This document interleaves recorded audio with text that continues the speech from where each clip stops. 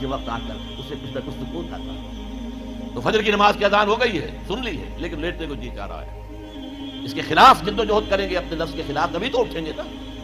آؤ اٹھو، جاؤ مسجد میں، اللہ سے اپنا عہد جو ہے، جو تم نے کیا ہوا ہے بندگی کا عہد، جاؤ تازہ کرو اسے۔ 4 رکعتوں میں 4 دفعہ کہو ایاک نعبد و ایاک نستعین، اے اللہ ہم تیری ہی بندگی کرتے ہیں، تجھ ہی سے مدد مانگتے ہیں۔ پھر تم دھندا کرو گے، کاروبار کرو گے، دفتروں میں جاؤ گے، پھر ظہر کے وقت پھر آ جاؤ مسجد میں، پھر عہد تازہ کرو۔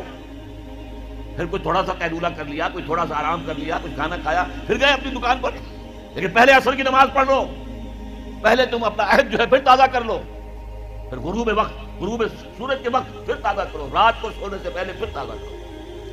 حفیظ جالندری کا بڑا عمدہ شعر ہے کہ سرکشی نے کر دیے دھندلے نقوش بندگی، آؤ سجدے میں گرے لوح زمین تازہ کرے۔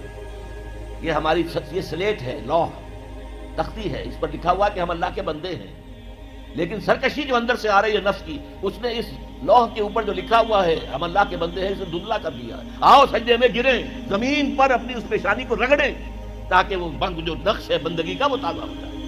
سرکشی نے کر دیے دھندلے نقوش بندگی، آؤ سجدے میں گریں لوح زمین تازہ۔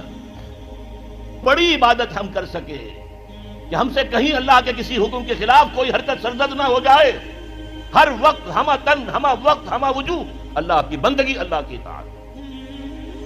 اب تیسرا نقطہ ذرا کڑوا ہے، اب تک کی باتیں تو آپ کو اچھی لگی ہوں گی، اب کڑوی بات ہے۔ یہ اطاعت اللہ کو مطلوب ہے